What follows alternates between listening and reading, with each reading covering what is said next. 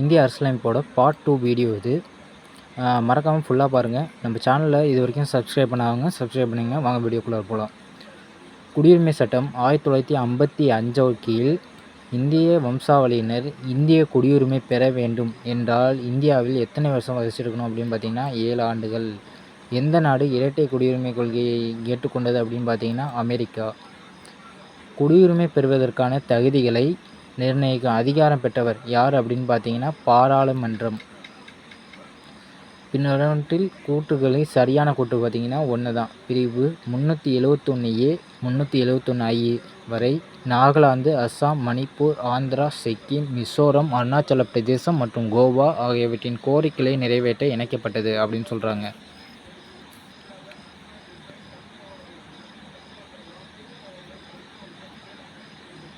எழுபத்தி 5வது கொஸ்டின், பின்வருவனவற்றில் எது சரியானது அப்படின்னு கேட்டிருக்காங்க.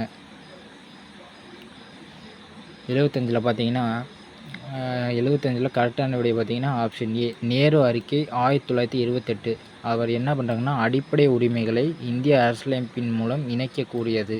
நேரு அறிக்கை, இது கொஸ்டின் முக்கியமானது, ப்ரீவியஸ் இயர் கொஸ்டின். அடிப்படை உரிமைகளை பற்றி கூடியது வந்து நேரு அறிக்கை 1928. இந்திய அரசியல் அமைப்பின் எது? இந்திய அரசியல் அமைப்பில் எது உயர்ந்தது அப்படின்னு கேட்குறாங்க. 76வது கொஸ்டின் பார்த்தீங்கன்னா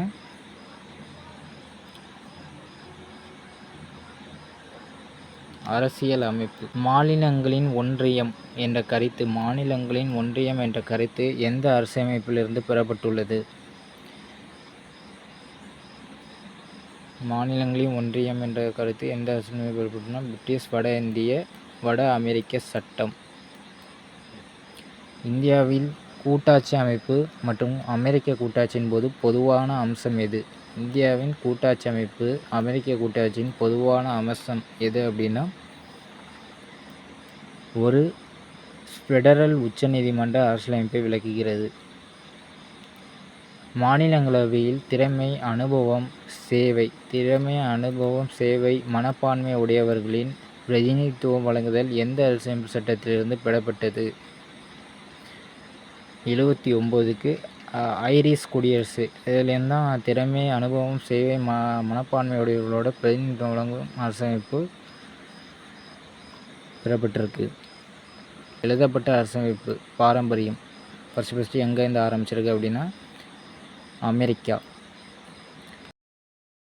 பின்வரும் அரசியல் அம்சங்களில் இந்தியாவிற்கும் அமெரிக்காவிற்கும் பொதுவானது எது எவை?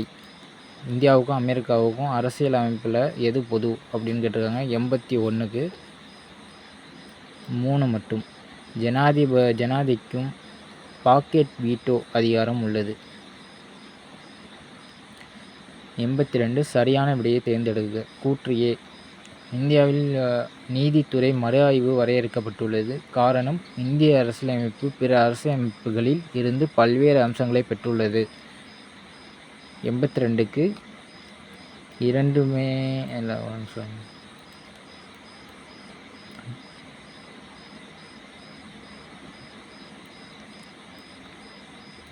82க்கு பார்த்தீங்கன்னா கூற்று 2மே சரி, ஆனாலும் வந்து சரியான காரணம் கிடையாது. என்ன சொல்கிறாங்க? இந்தியாவில் நீதித்துறை மறு ஆய்வு வரையறுக்கப்பட்டுள்ளது. இது சரி. இந்திய அரசியலமைப்பு பிற அரசமைப்புகளில் இருந்து பல்வேறு அம்சங்களை பெற்றுள்ளன. இதுவும் சரிதான். ஏன்னா இதுக்கான காரணம் இது கிடையாது. சரியாக பொருந்தாத இணை எது அப்படின்னு கேட்டிருக்காங்க. 83. இது பார்த்திங்கன்னா சி. அடிப்படை கடமைகள் அரசியலமைப்பு பகுதி 4 அப்படின்னு கொடுத்துருக்காங்க. அப்போ குடியுரிமை வந்து அரசியலமைப்பு பகுதி 2, அடிப்படை உரிமைகள் அரசியலமைப்பு பகுதி 3, மாநிலம் வந்து அரசியலமைப்பு பகுதி 4. நமது அரசியலமைப்பின் எந்த பகுதி என்ற 3 அடுக்கு பஞ்சாயத்து அமைப்பை தருகிறது? 3 அடுக்கு பஞ்சாயத்து அமைப்பு வந்து அரசியலமைப்பில் எந்த பகுதி சொல்லுது அப்படின்னா 84க்கு ஏ பகுதி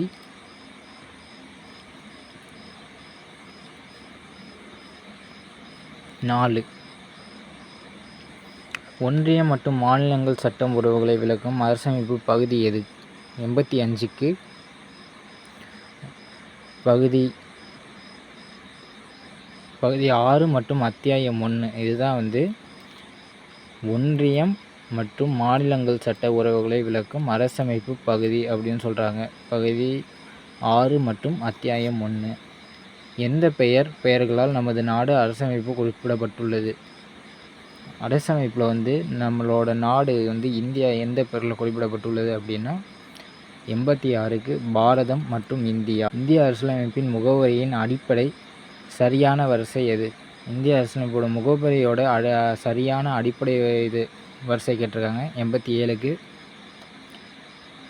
டி இறையாண்மை, சோசலிஸ்ட், மதச்சார்பற்ற ஜனநாயகம், குடியரசு. மாளிகை மேடு தொல்லியல் தளம் பற்றி சரியான பதிலை தேர்ந்தெடுக்கும். மாளிகை மேடு தொல்லியல் தளம் பற்றி சரியான விடை 88க்கு ஏ 1 மட்டும் சரி. இது வந்து அரியலூர் மாவட்டத்தில் அமைந்துள்ளது.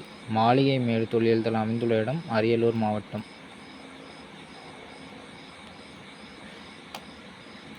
89 சரியான விடையை தேர்ந்தெடுக்க. திருக்கார்த்திகேயன் சிறுகதை, ராம் தங்கம், யுவபுரஸ்கர்,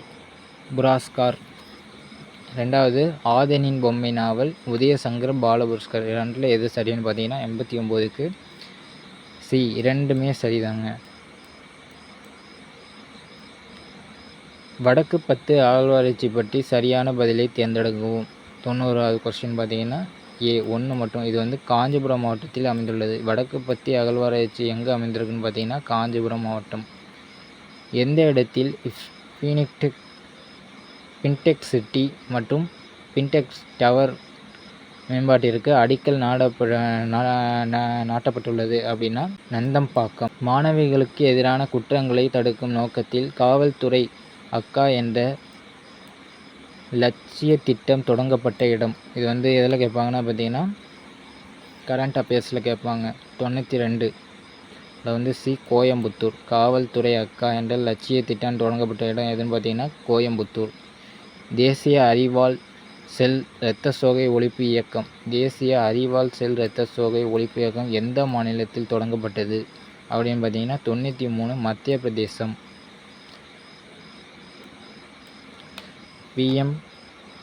PRAN மற்றும் சரியான பதிலை தேர்ந்தெடுக்கவும். 94க்கு பார்த்தீங்கன்னா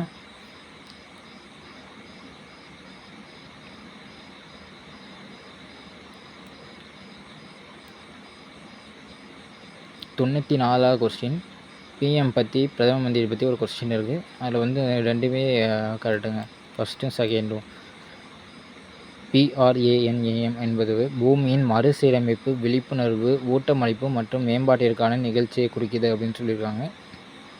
இத்திட்டம் ரசாயன உரங்களின் பயன்பாட்டை குறைப்பதை நோக்கமாக கொண்டுள்ளது. இதில் வந்து கரண்ட் அஃபேர்ஸில் வரும். 95 யூரியா தங்கம் என்பது எது பூசப்பட்டதாகும்? யூரியா தங்கம் அதில் எது பூசப்பட்டிருக்கும் அப்படின்னா கந்தகம். 96வது கேள்வி, யோகா மூலம் தனது நாட்டை மேம்படுத்தும் முதல் வெளிநாட்டு அரசாங்கம். யோகா மூலம் தனது நாட்டை மேம்படுத்தும் முதல் வெளிநாட்டு அரசாங்கம் ஓமன். சமீபத்தில் இந்தியா எந்த பல்கலைக்கழக தமிழ் ஆய்வுத்துறையை நிறுவியுள்ளது? 97க்கு டி ஹியூஸ்டன். இது கரண்ட் அஃபேர்ஸ் கேள்வி. பெண்கள் G20 மாநாடு எந்த இடத்தில் நடைபெற்றது அப்படின்னு பார்த்தீங்கன்னா 98 B Mamallapuram. Current affairs question. G20 தொழிலாளர்கள் ஈடுபாடு உச்சி மாநாடு எந்த இடத்தில் நடைபெற்றது? 99வது கொஸ்டினுக்கு பார்த்தீங்கன்னா டி பாட்னா. இதுவும் பார்த்தீங்கன்னா கரண்ட் அஃபேர்ஸ் கொஸ்டின்ஸில் கேட்பாங்க. உச்ச தணிக்கை நிறுவனங்கள். சாய்